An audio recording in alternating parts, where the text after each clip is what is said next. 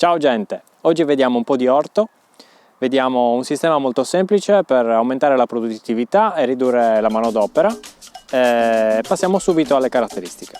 Qui abbiamo un letto rialzato, è stato montato precedentemente, parliamo di 2 mesetti fa, un cassone in legno.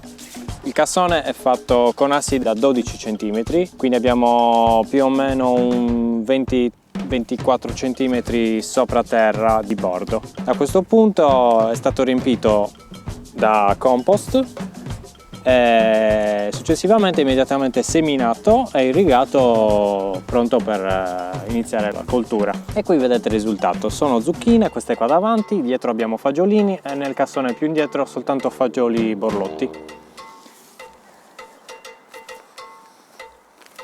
Ecco aria che rende le riprese meno noiose, e vediamo subito nel dettaglio. Allora, qui c'è la zucchina, non riesco neanche a inquadrarla tutta. Ok, questa è una, due, sono tre piante. Qui abbiamo i fagiolini, qua vedete il compost con poi il sistema di irrigazione sempre ad ala gocciolante per ridurre gli sprechi, e poi l'altro cassone, eccolo qua, ecco l'altro cassone dove abbiamo solo i borlotti e stanno già producendo i bacelli.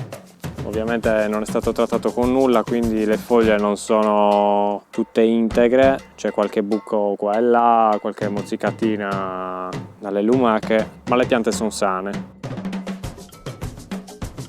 Quindi il letto rialzato tendenzialmente per sua stessa natura non deve essere lavorato. Quando viene messo il compost si può anche usare il letame stallatico, poi vediamo perché è meglio usare il compost, e non viene fresato, non viene smosso il terreno se non in fase di estirpazione della coltura per sistemare e seminare la nuova. Annualmente si può integrare un 5 cm di sostanza organica per riportare nuovo nutrimento al sottosuolo.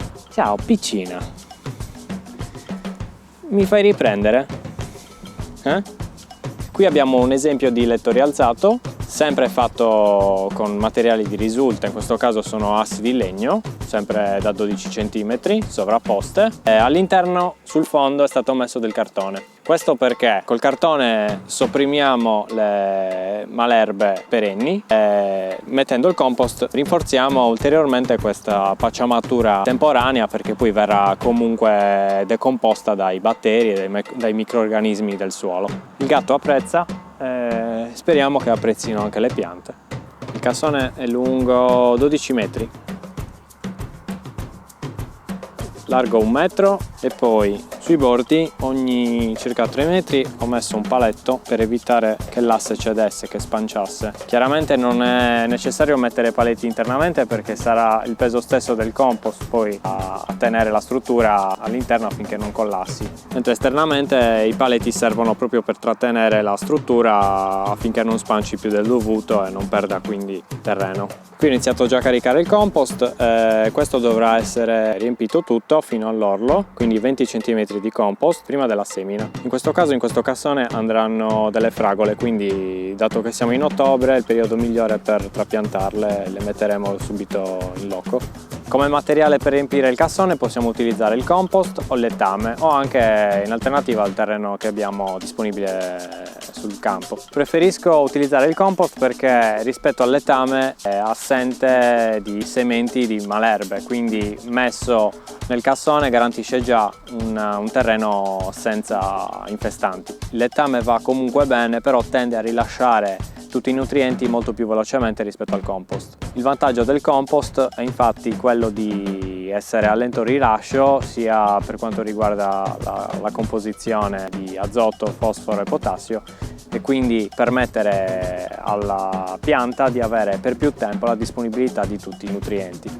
Oltretutto trattiene meglio l'acqua, rimane penetrabile dalle radici delle piante e quindi permette una migliore salute della pianta sulla superficie. Ad esempio l'azoto che per quanto riguarda il letame viene rilasciato tutto più o meno all'interno dell'anno in cui viene messo sul terreno, il compost rilascia immediatamente solo il 5% dell'azoto totale, poi un 10% nell'arco dell'anno e negli anni a seguire la restante frazione di azoto totale. Quindi è una valida soluzione per concimare e al tempo stesso liberarsi dalle fastidiose infestanti che dobbiamo andare sempre a diserbare in biologico con mezzi meccanici. Sicuramente costruire il cassone è pesante, riempirlo a mano è pesante, ma sul lungo termine ripaga la fatica, perché non andiamo più a lavorarci, non dobbiamo più zappare, non dobbiamo più fresare il terreno, di conseguenza tutto tempo che si risparmia e quindi che possiamo dedicare ad altro.